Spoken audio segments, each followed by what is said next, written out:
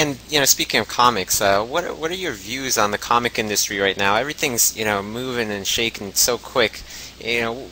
What's your views on the industry right now, and what's awesome about it, and what do you see that you would like changed? I don't pay as much attention to what's going on as maybe I should. I've kind of got my own little corner, and as long as I'm left alone, I kind of don't. It doesn't really matter what happens out there, and unless it comes over to my little corner and starts impacting me. Clearly there's a trend to everybody wants to make up something that can get turned into a movie.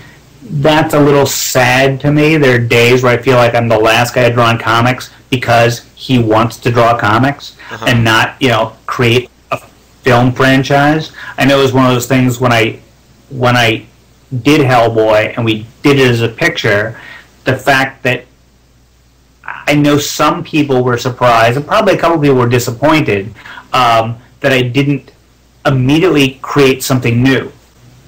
It's one of those things a lawyer can never understand. Well, I sold that, so what else have you got? I'm like, no, actually, I still like doing that.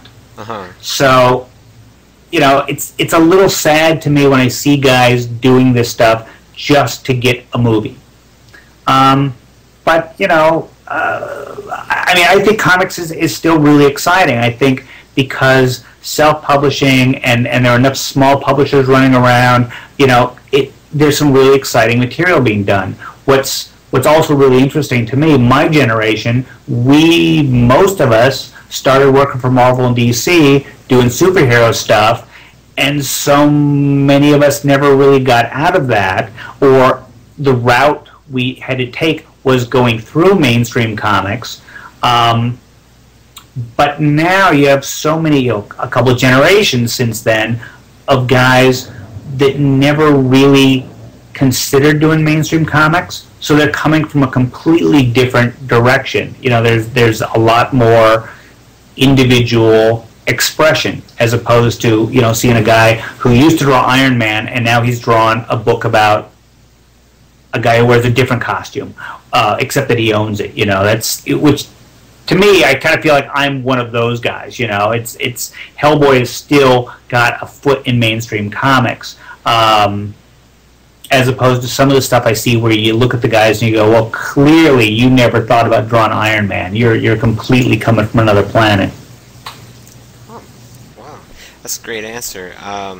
Lots of things to think about. Really? I was afraid that one didn't make any sense at all.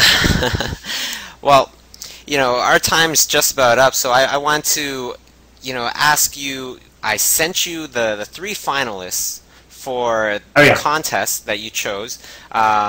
So the category was Frankenstein. The winner gets your original Frankenstein drawing, and thank you so much for being a part of that. So out of the... Oh, there it is. There it is.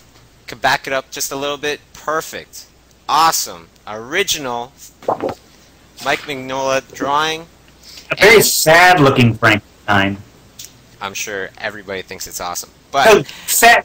It's good. Good. But yes. He looks not a crappy drawing. So I sent you the 3 finalists. Okay, I'm just gonna show everybody the 3 finalists that made it. Okay, so oops. Let's see. So here is, you can't see this, but I'm going to just show the audience. Here's the first one. Okay, that's number 1. That's by Hector Lopez. Okay, here is the second one by Dave Raposa. Okay, and here is the third one by Tobias Kwan. Okay, so 1, 2, or 3. Which one did you like the most? Which one is the winner? I'm going to have to go with number 2. So number 2, that's Dave Raposa. Congratulations, Nice Dave job, Raposa. Dave.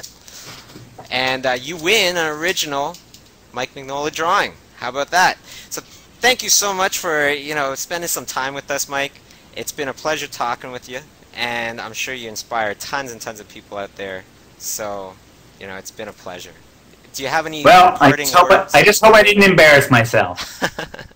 Do you have any parting words or advice for the people out there? No. I thank you very much for putting up with my my yattering, and I think it's best for everybody that I go back to work. Right on. All right. Well, thank you very much, Mike. Take care. Thank you.